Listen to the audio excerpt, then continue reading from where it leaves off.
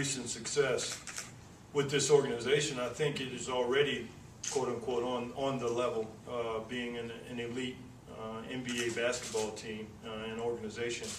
I mean, last year, and if you compare it to college, it's like getting to the Final Four and being in the Western Conference Finals. So the team and organization is already on that level. In terms of spending, historically the team has shown, just from evaluating from afar, that they're willing to, Mr. Sarver's been willing to spend when need be. And then hopefully our scouting staff and our efforts of mining for talent and finding guys wherever they may be on the globe to come in and help take the team from great to greater.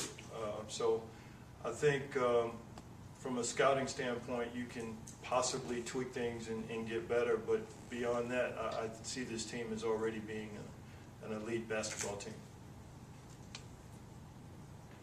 I have another question. Sure. After your introduction there, do you have any faults? Yeah, that's a great question. That's what I said. It only can go down from here.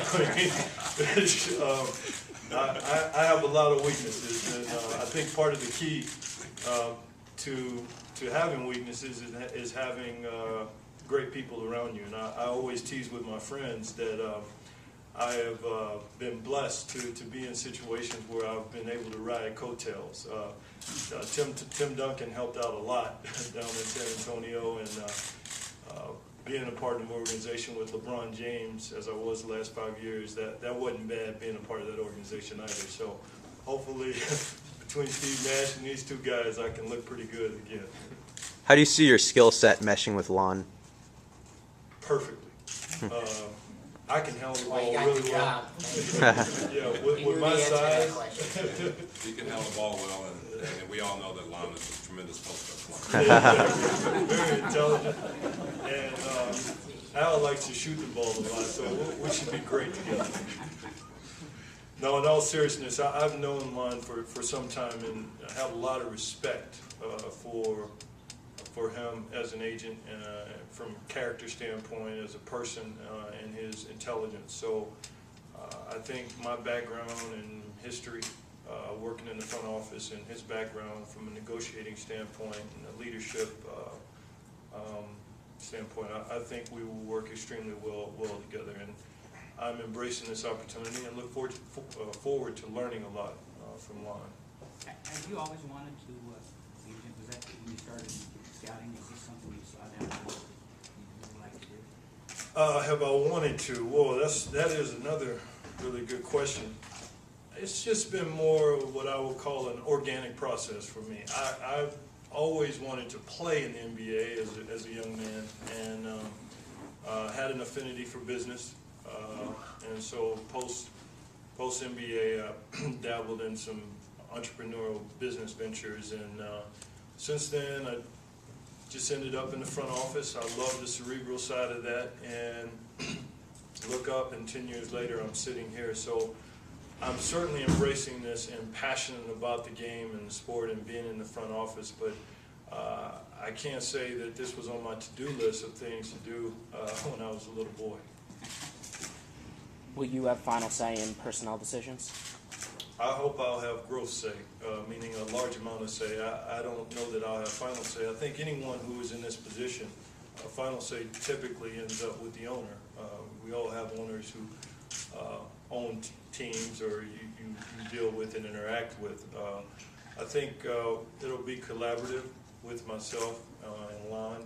Lon is my boss, and hopefully, or not hopefully, I'll certainly be out of the way in areas where I don't know what I'm talking about. And hopefully Lon will allow me the flexibility to be out of the way when I'm in an area of expertise in terms of making a decision. And then beyond that, Robert, it's his team, so he gets final say on all things beyond what kind of defense he's going to play and that kind of stuff. I'll add to that as well and say that what I've said before, which is that the reason Lance is here is because he meshes perfectly with my weaknesses, and whoever has the final say, I think it's fair to say he will have the most influential voice on personnel matters, and I'm going to learn from him, he's going to learn from me. Hopefully, with input from Alvin, we'll be able to make great decisions together. And I don't think it'll get down to who has final say so much as who has the most influential voice, and that's going to be Lance. I'd add to that. I've worked, all of the environments that I worked in were incredibly collaborative and decision-making. Certainly there was leadership in San Antonio where final say had to happen, as well as in Cleveland.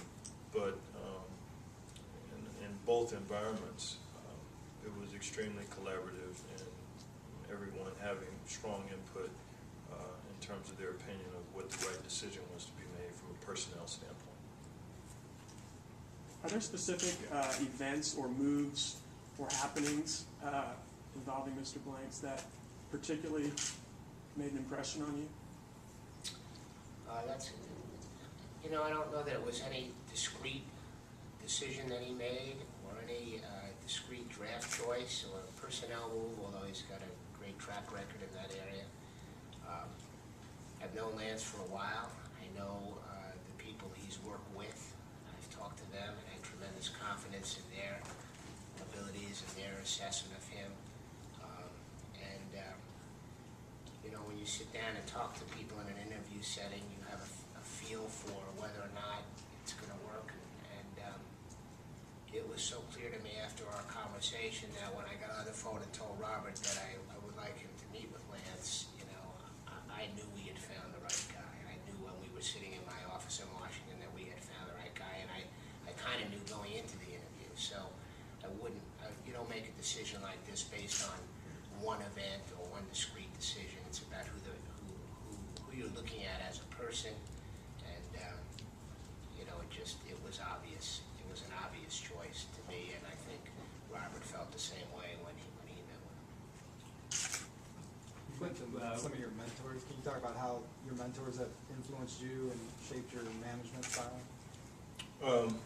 Well, a lot of the things you hear me say, really, there's just people who mentored me, and Lon even at some level through our relationship over the years, and he and his partner, I was very close to them.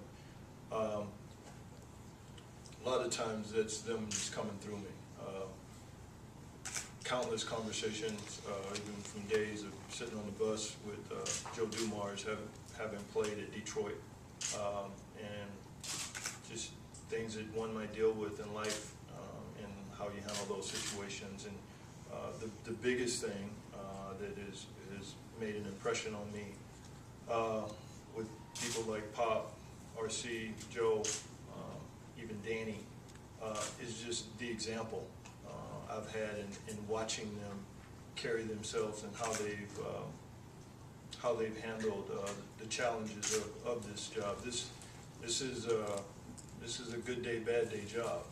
And I know that just from being in the front office, especially with some of what we experienced over the past year in Cleveland. And so those guys giving me a seat up front and watching them handle themselves has just made a tremendous impression on my life and how I do things and will do things in the front office here.